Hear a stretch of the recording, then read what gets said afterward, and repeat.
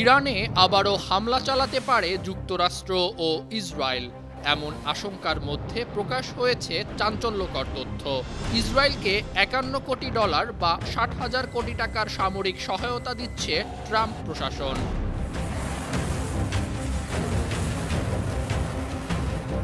সরবরাহ করতে যাওয়া সামরিক সরঞ্জামের মধ্যে আছে PLU-109 বাংকার বাস্টার বোমার জন্য ৩,৮৪৫টি KMU 558 BB joint direct attack munition kit, MK-82 বোমার জন্য ৩,২৮০টি KMU 572 FB joint direct attack munition kit. এসব সামরিক সরঞ্জাম সরবরাহের পাশাপাশি ইসরায়েলকে কারিগরি সহায়তা দিবে যুক্তরাষ্ট্র।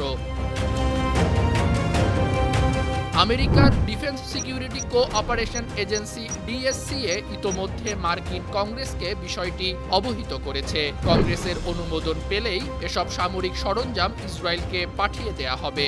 বিশ্বে মার্কিন মিত্রদের সামরিক সহায়তার বিষয়টি দেখভাল করে DSCA। ইসরায়েলকে সামরিক সরঞ্জাম সরবরাহের বিষয়ে বিবৃতি দিয়েছে DSCA। বিবৃতিতে বলা হয়, মধ্যপ্রাচ্যে ইসরায়েলের নিরাপত্তা রক্ষায় যুক্তরাষ্ট্র অঙ্গীকারবদ্ধ। ইসরায়েলের আত্মরক্ষার সক্ষমতা যাতে দৃঢ় ও প্রস্তুত থাকে তা নিশ্চিত করাটা যুক্তরাষ্ট্রের জাতীয় স্বার্থের জন্য খুবই গুরুত্বপূর্ণ। এদিকে আগামী ৭ জুলাই যুক্তরাষ্ট্রে যাবেন ইসরায়েলি প্রধানমন্ত্রী বেনিয়ামিন নেতানিয়াহু। ওই সফরের ঠিক কয়েকদিন আগেই তেল আবিবকে সামরিক সহায়তা দেওয়ার ঘোষণা দিল ওয়াশিংটন। সফরকালে মার্কিন প্রেসিডেন্ট ডোনাল্ড ট্রাম্পের সঙ্গে ইরান ও গাজা ইস্যু নিয়ে আলোচনা করবেন নেতানিয়াহু। আন্তর্জাতিক ডেস্ক, বার্ন টিভি।